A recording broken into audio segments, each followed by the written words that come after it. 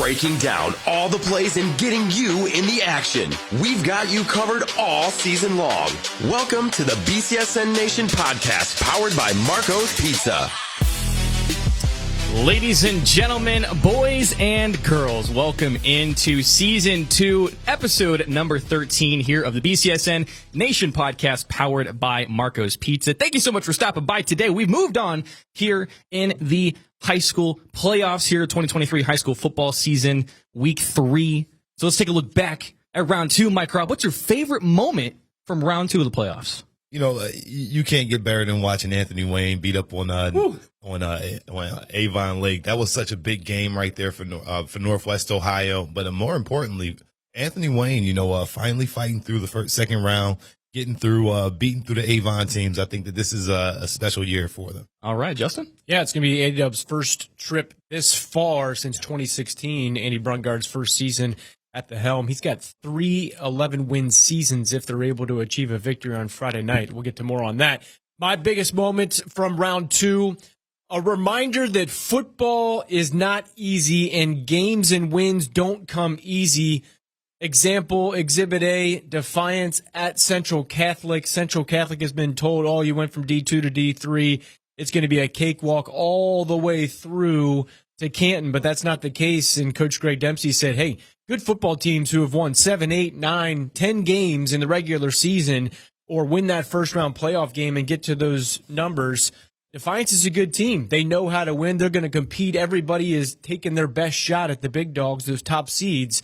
So a reminder to everybody that wins don't come easy in sports. No, they don't. That was a good game last week between Defiance and Central Catholic. We'll have more on that game. And then coming up, what Central Catholic has this week, coming up later on today's show. But coming up on today's show, we're going to talk about some of our local area teams that were not able to move on into this round of the playoffs last week following their losses. We've also going to be teasing our student section of this season. We got something cooking up with that here very soon. We've also got our Game of the Week preview, which is Central Catholic versus Mansfield Senior, and much more coming up on today's show. Make sure you tune in each and every week to the BCSN Nation podcast, powered by Marco's Pizza, Wednesdays at 4 p.m. on BCSN. And you can listen to us throughout the week on our audio podcast platforms, Apple Podcasts, Spotify, Amazon Music, iHeartRadio, and BCSNNation.com/podcast. Also, make sure you check us out on social media. We've got all kinds of content going out every single day, especially here in the postseason. You don't want to miss it. Twitter, Facebook, Instagram, TikTok, and YouTube at BCSN Sports. Give us a follow and tune in to our content. All right, let's get into our first game that we had happen last week. Perrysburg at Olentangy Berlin last week. Perrysburg, they had been struggling over the course of the latter end of the regular season, but they got a huge win over Whitmer in the postseason. Got the opportunity to go up against Olentangy Berlin last week. They fell 23-7. Mike Robb, what did we see out of Perrysburg last week in that matchup? A young football team, really well-coached football team as well. And one thing that I like is that they never stop battling all season long. And I think that's the important thing to learn about, some of these teams in the area, and especially for Perrysburg with a young quarterback trying to restart this thing, restart with a new running back system, Connor Walden-Zach, Zimmerly gone. You got to re-up at the beginning in the interior of your offense. And if you want to be a good, successful football team, you got to run the ball. And that's exactly what they tried to do this year. They threw the ball a little bit more than I expected. I'd hope to see Ceney some more at running back next year because he's physical, and I liked what he brought to the offense. So with him and Oros, well, obviously without Oros, I think that they can do some special things next year. But this year, Brewster was too much, and Conrad. These guys had a lot going on for Berlin, and they were a battle-tested team. Yeah, it's the nature of high school football where you have kids who graduate and come through the system, and majority of your playing time's coming from juniors and seniors, and eventually they moved on, and the freshmen and sophomores move up. And in some schools and programs, it's easier to replace those guys. And when you're talking about a Division I program, just the population size of that Perrysburg area, they have a tendency to plug and play, and people who got a little bit of playing time get medium playing time. People who get medium playing time get big-time playing time. And that is what they were successful in. And what I took away from this, guys, was the post-game comments from Coach Dirk Connor. He said he's disappointed in the loss, but he was refreshed in the sense that they realized that losing in the second round was their floor. Like, that's the expectation, to get into the postseason, get a victory, challenge, and compete. and that's not their ceiling. They didn't Right. overachieve. They did not achieve to their expectations. So that is what I would take away if I'm Perrysburg, knowing that, hey, we have a foundation here that was built by Matt Kriegel in the 15-plus years prior to Dirk Connor replacing him. But this is what they expect to do year in and year out, and I think that they came up short a little bit during the regular season in some key matchups that led them to the seed in which they got that forced them to go on the road not once but twice in those first 2 rounds. Mike Rob, what are some individual things that Perrysburg could address moving forward next year to potentially make it farther and have a stronger second half of their season moving forward? Well, I think he starts with the confidence at the quarterback position. I think now that Josh Tackett has a year up underneath him, he can go forward, taking the offseason, locking in on the things he needs to focus on, like seeing coverages a little bit more and just making smarter decisions. Not that he made a lot of bad decisions, but, you want to get better from week to week, from year to year. And that's what we saw from this football team. And I think it starts up front with them. They're going to be bringing back Dom Woods. Another special player out there. They're going to lose their big play wide receiver, but they're going to lock and load again. Like I said, their freshman team went undefeated. Their JV team had a really good season. So there is a lot of talent in the cupboards here for Perrysburg. A lot of positives moving forward for Perrysburg next year. They had a great season, and it was a pleasure to watch them on the gridiron this year. Let's move on to another game that happened last week. Another local area team, the Southview Cougars. Last week, they fell to Olmsted Falls in a 35-28 game. This was a very entertaining game to watch. Southview had a really fun offense to watch. Emmett Lamb had a incredible TD to start that game last week. The offense played really, really well, Justin, but it seemed the defense wasn't able to stand up to the task there as they fell to Olmsted Falls. Yeah, and talking to Coach Steve Hardy for Southview all season long, he believed in the defense's ability to stop the run. But I think they ran into an Olmsted Falls team who was the best running team that Southview had faced all season long, and that makes sense, being in the second round of the postseason, and Olmsted Falls being a 5 seed and playing now a 9-3 record through 12 weeks, and they just had a little too much. I really, like you said, a very entertaining game, back and forth. I loved how Southview battled, and all of their players and coaches said the same thing. They didn't just, go down by 14 and tuck their tails and say, hey, we made a good run. They battled till the end. It was their first playoff win in week 1 in 15 years. They ended up going 8-4, and those 4 losses are to top-tier teams, 3 Division I teams, and then Olmsted Falls, obviously a Division II team in the postseason.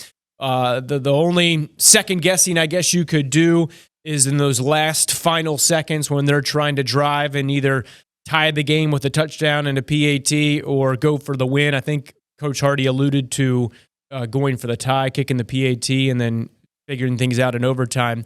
But they go to Avery Offenburg. Will Mazies to Avery Offenburg twice, kind of do the fade route, just jump ball due to Avery Offenburg's basketball abilities to go up and get a rebound.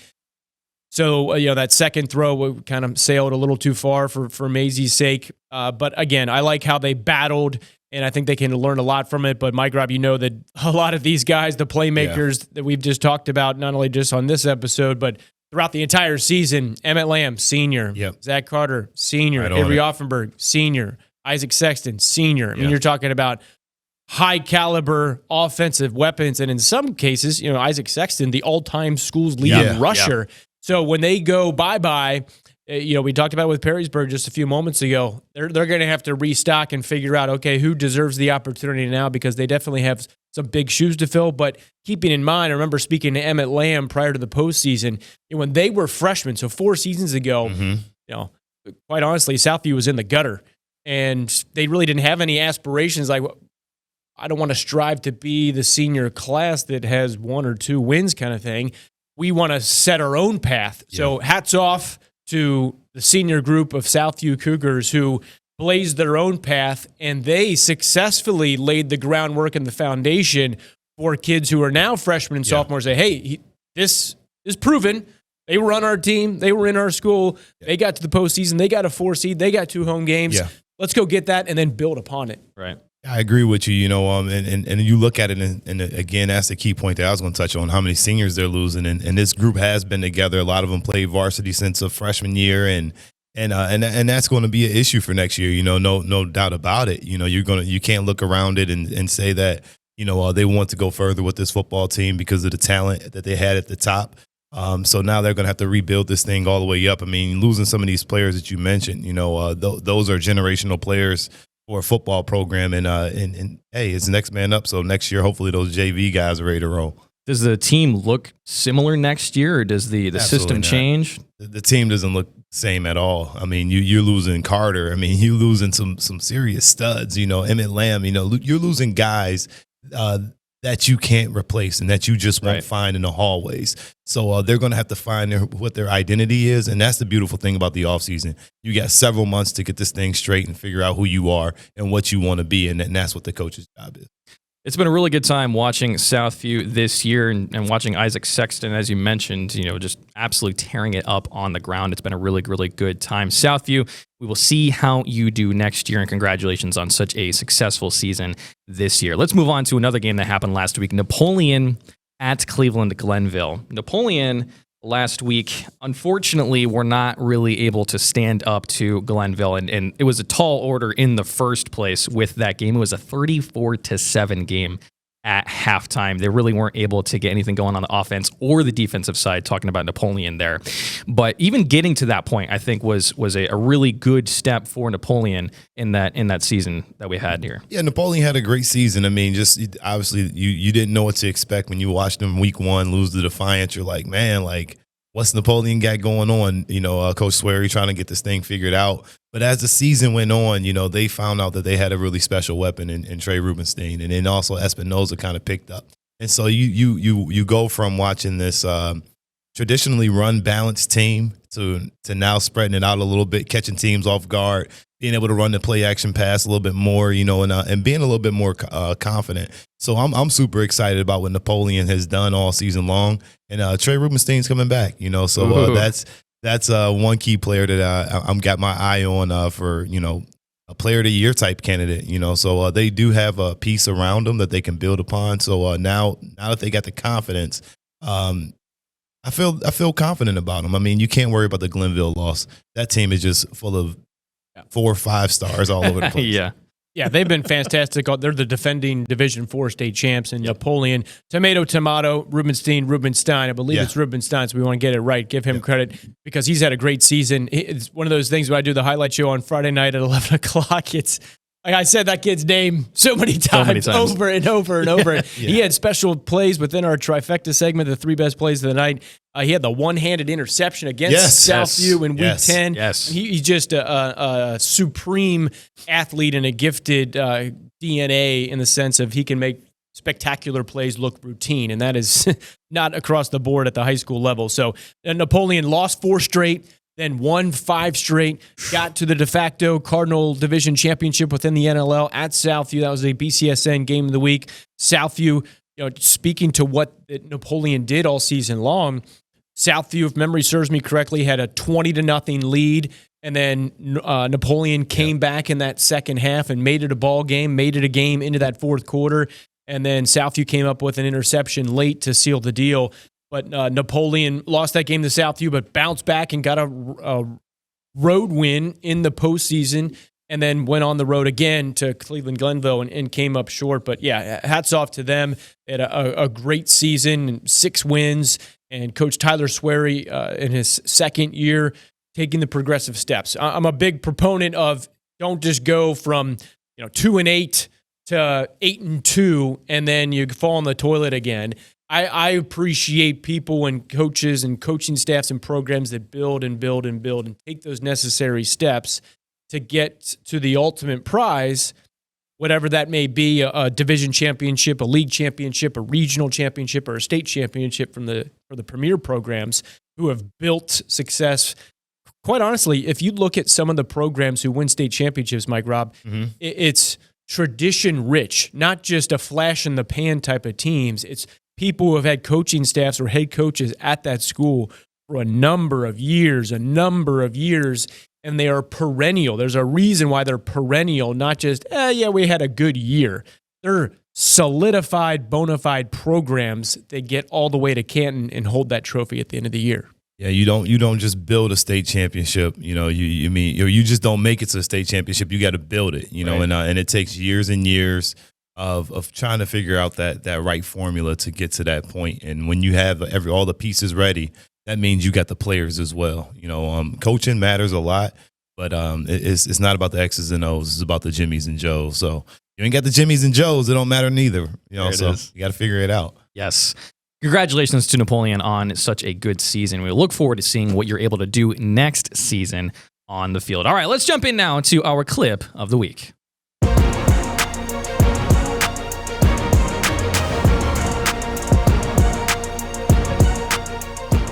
All right, welcome into our clip of the week here on the BCSN Nation podcast powered by Marco's Pizza. The clip of the week brought to you by Renewal by Anderson. Checking out this clip from last week, Central Catholic took down Defiance 41-26, and it all started here on the first play of the game. Jacob Spears taking the kickoff return back to the touchdown. Mike Rob, what are we seeing here? You start the game off, you want to kick it to a guy in the front of the line, like say, okay, maybe he's not as explosive as the guy deep back, Watson and company. But then you kick it to this guy here, and maybe you just didn't know Jacob Spears, just a low 10 runner in the 100, probably won the state championship later on this year in track. That's him right there, So you got to know your personnel, and when you kick the ball to a guy like that and you start the game off in the hole, it's got to hurt in a big way. Central Catholic offense got 2 touchdowns before the offense even touched the field. So special teams being special. He only needed one block. Just watching that over and over again. He just needed one block. He found a seam, so it wasn't the greatest coverage from Defiance, and he just got the ball and went straight. It's not like he weaved and zigzagged and all this. The block's coming up here, right there, and then he cleared the path and then used that speed. And nobody helping out on the backside. I love the downfield blocking, but he only needed one and busted loose of 65 yards. Heck of a way to start the season. Yes. In the scarlet, all scarlet unis, by the way. I'm loving that look for the Irish. Yeah, I think that's number 2 right there. Not sure if that's Kevin Arnold, I want to say, with the block there. And those two played junior high football together. So nice reunion out there on the field. There it is. Correct me if I'm wrong, Mike Rob. Are they one-upping Toledo here with the 2 TDs before getting their offense out on the field? Absolutely. They said, hey, the Rockets can get one off the kick. Hey, we'll get one and we'll do another one. So it's a good one. I'm sure the Rockets are looking at this guy saying, who is he? Absolutely. We might need to replace 𝗦𝗫𝗀 later on down the line with this young man. I love seeing games that start off like this. Well, I love it and I hate it because for my job, I'm clipping these highlights and I'm putting them out on social media. And oftentimes, by the time I even get to it, there's 3 of these that have already happened. I'm like, come on, can you slow down? Just don't do it as fast for me. Starting the game off with special teams, it's a big upper for them. And for Central Catholic, they absolutely needed this to get this thing going because Defiance, they brought their A game. Yes, and we'll talk a little bit more about that here coming up soon on the show. All right, if you want to see more highlight clips like this, and make sure to check us out on our TikTok. It's at BCSN Sports. Like I said, we post clips like this every single Friday night. You don't want to miss it. Always some good stuff to see there. All right, let's talk real quick here. We've got our football games that happen throughout this season. We've also got our student sections, and coming up here very, very soon is our student section of the season. This is a look at all the schools who got a win in the student section of the week this year. So make sure you pay close attention to our social media and to BCSN this week. You may see who is coming away with the student section of the season. And next week, we will talk about it here on the show. We'll show some cool stuff for who came away with the belt for the season. All right, let's keep the belt. They keep the belt, too. And that belt is legit. So it travels around to all those 10 schools during the regular season, but the winner... student section of the season keeps that belt, displays it proudly and gladly and happily in the school hallways. So tune in to BCSN later this week. Yes, and Mike Rob, you're not going to have the belt on Friday then probably, right? Yeah, it's probably unfortunate that the belt won't be in the studio on Not Friday. Not going to be able to cut any more promos. We won't be able to do any wrestling promos. But you know what? We'll get to see the student section of the season be able to do some promos for us. So we expect you guys to show up in a big way. So SSOTS. Yes. Make sure you hashtag it, please. There we go. All right, let's move into some games we got coming up this week here. We got a bunch to talk about here. Talking about, let's see here. We got Bluffton versus Ottawa Hills this week. They're going to be playing that game at Napoleon here. The Pirates pitched a shutout last week, 38-0 over Winford, and the Green Bears battled for a 28-21 win over Colonel Crawford last week. Justin, what are we looking at in this matchup here? Ottawa Hills is going to have their hands full. Dating back to the BCSN game of the week, I believe it was week 4, Whiteford out of Michigan at Ottawa Hills. That was the only blemish on Ottawa Hills' resume. But this team in Bluffton is clear-cut the best team that Ottawa Hills has faced since that Whiteford game. They can't get down behind the 8 ball. They had too many turnovers, couldn't convert on some third downs, did Ottawa Hills in their game last week against Colonel Crawford. So they got to play, you can't say mistake-free football, because when you're going against top-caliber teams, that's bound to happen. In the game of sports, it's going to happen. But they can't dig themselves as big of a hole as they did against Colonel Crawford, because Bluffton is just too good. Ottawa Hills, Mike Robb, what are we thinking? We need no turnovers. You need, effectiveness on third down, and those are the key things here that Coach Carter and his crew is going to have to focus on is, staying above the change, not falling behind, using Pirelli, and the main thing is they're not healthy like they want to be at this point in time in the season. So them trying to be healthy and just trying to manage the clock. I don't think you try to do anything different. Chase Miller does a fantastic job getting the ball around. You got Anderson and company out there. You just got to make sure you protect the football and do not turn it over and give it to this Bluffton football team. This is one of their better teams they've had in about 2 decades. It's going to be really interesting to see this play here. I feel like every week when I'm watching Ottawa Hills, they're always putting together some fantastic touchdown play. Chase Miller always involved in that, and I'm really looking forward to see if they're able to capitalize and do more of that coming up this week. Yeah, look, this is a old-fashioned keep it on the ground, milk the clock, keep the ball away from Bluffton. They're explosive. Obviously, they play really good defense, but you got to make sure you get first downs. That is the key. I'm not afraid of this team not being able to score touchdowns, because that's what they do. They get close to the goal line and they score. So, all right. Well, let's move on here. We got some more games coming up. We got Anthony Wayne and Medina Highland. Anthony Wayne last week, Justin. Super high-powered offense over Avon Lake, 59-14 the win, and Medina Highland last week coming off a 28-7 win. What are we looking at with this Anthony Wayne and Medina Highland matchup? Yeah, in the early stages of that game against Avon Lake, it looked like it could be going back and forth, but relied upon what I've said over and over again is that defense from Anthony Wayne. They'll find a way. Yes. They'll scheme it up. They'll adjust mid-game, adjust at halftime, and they did. They scored 59 points, allowed just 14. I believe the last time they gave up more than 14 points all the way back in mid-September did Anthony Wayne against Whitmer. So Anthony Wayne is peaking at the right time, playing their best ball, and they're taking on a Medina Highland team. Some good teams coming out of Medina this year, Highland and Buckeye. But Anthony Wayne is the 2 seed. They earned every bit of it. They played a strong schedule. They relied upon a difficult schedule within the NLL, playing against those Division I teams and Division II teams. So Anthony Wayne is battle-tested. They're set. I would say that if they lose this game, it should be a disappointment based on what they've done on paper, what they've done on the field, and what they've done preparation-wise. Grant Kenny. Yes. This is what it's about. He's going to have to step up again, find him, sharp. These guys are going to have to come out here and bring their A game. I think it's more so just about being comfortable. They've been in pressurous situations all season long. I think they're built for the moment. And this is just their moment. This is their time, a neutral site game. Anthony Wayne coming on the road, trying to figure something out. I really like this team going forward. And again, they're always coached extremely well. So that's why they've always had that dark horse factor for me, because no matter what situation you put this team in, there's always an answer when you're talking about Coach Brungard.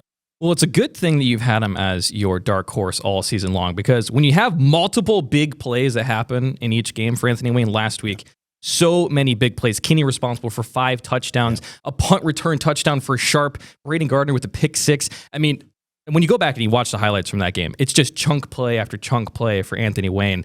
They can do that again this week. We should be looking pretty good. Yeah, and it's, again, when you have a quarterback that runs the football well in the playoffs, that's what will break a team's back. You break a spirit, 3rd and 8, 3rd and 6. You're trying to, stop, the secondary from busting the coverage. Then you just see quarterback sprinting down the sideline for 15, 20 yards. And then he doesn't go out of bounds, and then he stay in bounds to keep the clock going. And then you're like, man, like, what do you do to stop this guy? Again, it just comes down to great coaching, that this team is always extremely prepared for what's ever next. And I like their guys up front. We got to give some Cadence Carswell love, too, and some Dylan Robinson. Yes, good stuff out of Anthony Wayne. We'll see how that matchup goes up this week, Friday night, 7 o'clock on the BCSN Now app. Let's jump in now to our Game of the Week preview.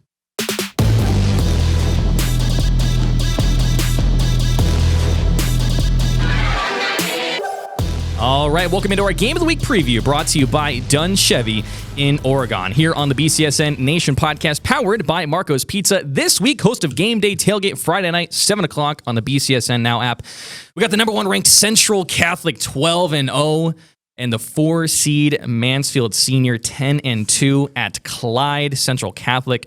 Like we mentioned before, a big, strong win, pulling away in that second half against Defiance last week, and Mansfield Senior putting up 55 points on Rocky River. Justin, what are we looking at here? Yeah, so 15 wins in a row last year, win a state title. 12 wins in a row this year. I can do that math. 15 plus 12. 27 wins in a row for Central Catholic. They get tested. We alluded to it earlier in the podcast here. Got tested by Defiance. I think that could pay dividends. Just a little. Coach Jalen Watson, the star player for Central Catholic, headed to be an Iowa Hawkeye next year. He said, yes, for him personally and for some of his teammates, it was a wake-up call that, hey, we got to come out. And he said it was a lackadaisical effort during practices last week. And he said, hey, this week we corrected that. It starts in practice. That leads into Friday Night Lights. So they got that piece to the puzzle for this game against Mansfield Senior. But Coach Greg Dempsey said, hey, Mansfield Senior is legit, a team that during Dempsey's tenure, they had never gone against. This will be the first time, regular season or postseason, according to Coach Dempsey, that Central Catholic is taking on Mansfield Senior. So interesting element due to the length of time, 2+ decades, that Coach Greg has been there. But the fact that Central Catholic got tested, overcame it over Defiance, and then they still got health. They got all their offensive linemen still intact. Jalen Watson, Tyler Morgan, Marquand Braswell, Terry Collins, just so many. You just list them off, and they've had great seasons. Michael Cannings defensively has been terrific. So they have the juice. They got offensive, defense. We just did the special teams, running back, a kick. So I mean, they got all 3 phases of the game capable of torching Mansfield in some capacity. So Central, again, as the 1 seed, should advance on. Yeah, and you talk about the 3 phases of the game, and then there's a 4th. Coaching. Yes. That phase of the game matters too. And then when you look at Mansfield Senior, you look at Chokey Bradley, who's their head coach. He was coach of the year for their conference. So, they're playing really good football. They're being coached up extremely well. So Central Catholic, they can't just come out here and just not lock in on what the task is at hand. They're going to have to deal with a couple studs up front with Thomas and Smith, 2 all-league guys. That start on both sides of the football. Now that could cause them problems later down in the game, because Central Catholic don't have any linemen that go both ways. Maybe Canning might hop on the O-line every here and there, but they don't have anybody that go both ways. So that could be a trouble there for Mansfield. But they start out really fast. Again, their secondary is pretty good. They make a lot of plays. This Mukes, he's got about 3 picks on the season, and then one of their other top players is Maurice Bradley, who's got over 100 tackles this season, a few tackles for loss, a couple interceptions. So defensively, they're going to be sound and ready for Central Catholic. But can they handle Central Catholic for 4 quarters? And that is the difference for most teams, is can you let Mark Nave and Williams lean on you for quarter after quarter, Bankston and company? This is tough. 2 running backs, they're good. It's going to be really, really interesting to see. We saw last week a really good game with Central Catholic. Game of the week this week with Central Catholic. Really excited to see how that plays out. Well, we got more games coming up, Justin, this week. Not as many as we have been as we get farther into the postseason, but what do we have going up this week? Well, we obviously focus on high school football on Fridays, but we also got a volleyball state semifinal matchup with St. Ursula, the Arrows, back in the state tournament for the first time since 2015. They're taking on Olentangy Orange. That will be on stream delay based on some OHSA regulations and guidelines and restrictions. BCSN can broadcast the game, but via stream delay and then tape delay TV. So the Arrows will be on TV in some capacity. They win. They play on Saturday at 3 o'clock. Good luck to the Arrows. Central Catholic and Mansfield, we broke that one down. Anthony Wayne, Medina Highland broke that one down. Bluffton, Ottawa Hills, we broke that one down. Sandusky, Perkins, and Milan Edison, 2 of our BCSN Erie teams. both 1 and 2 seeds. So, if seeds hold, we could have a number of teams still alive into the regional finals. This week is the regional semifinals, but regional finals coming up next week. Yes, it's going to be really, really exciting to see. We're getting deeper and deeper into 2023 high school football postseason. Oh, we're really excited. Thank you for stopping by today on the podcast. Make sure you tune in next week for episode 14. That is going to be Wednesday, November 15th, 4 p.m. on BCSN. Listen to us throughout the week as well. We appreciate y'all being here, and we'll see you next week. Peace.